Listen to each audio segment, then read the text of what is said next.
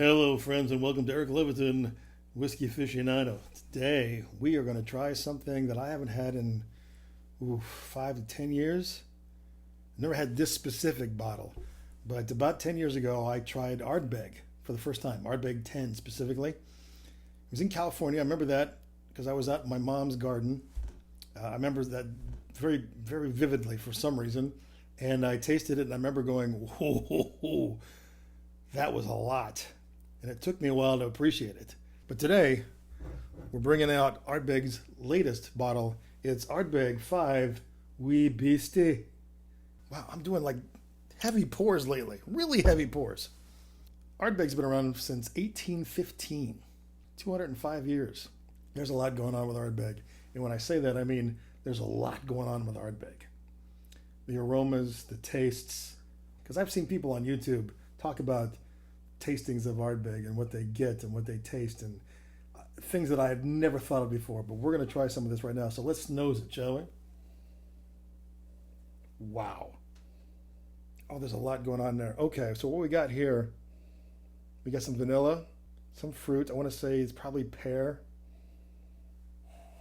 This is the thing that I was talking about. I couldn't believe it when I heard people talking about this.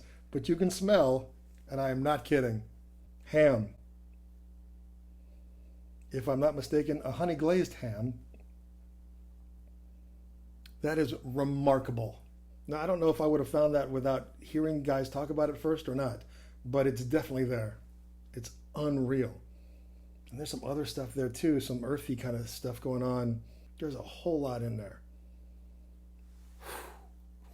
That's great. Now, also, I should say, it's not as dense as I expected it to be. Dense is more like the 10-year-old. This is only 5 years old, so it's a little light. Oh, let's taste it, shall we?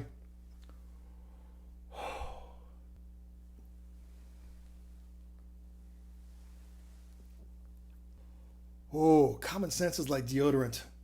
You know, the people who need it most don't use it as much. Sorry, I kind of busted that line, but you get it. Wow. Jeez. Okay, you don't really taste ham specifically, but you do taste meats. I gotta taste it again. First, you get the smoke, which is crazy because you're not smelling it as much, if at all. But you get smoke in the taste right away. There's also some. It's not ash. It's denser. Earth, grassy, a little bit of tar maybe. Yeah, I guess you do taste a little the ham, maybe ham baconish kind of thing. Pork is what you're tasting.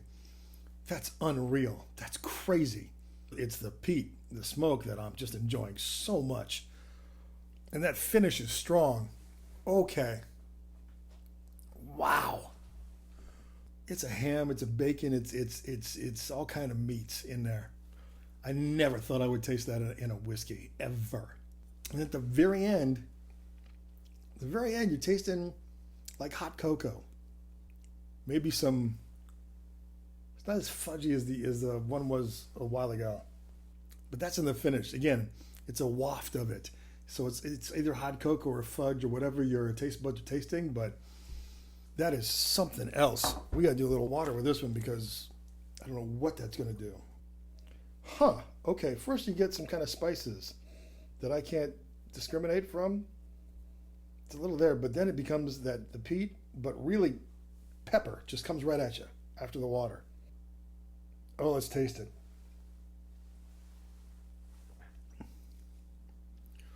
Ooh, now the peat is going up into the navel cavity. Oh, that's a little overwhelming. Wasn't expecting that. More meats. We've got the meat. It's Arby's in a glass.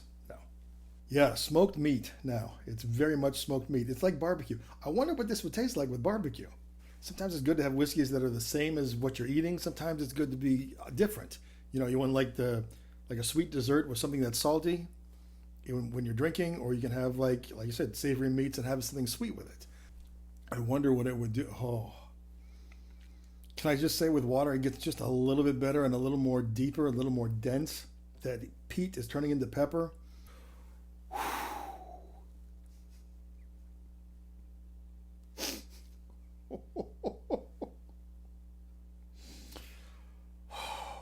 that's a challenge and an adventure.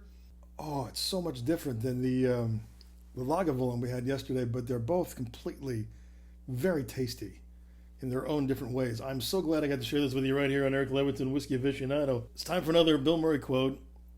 You can tell how boring someone is by the lack of fear in their eyes when someone is flipping through their photos on their phone. That is spot on. Spot on.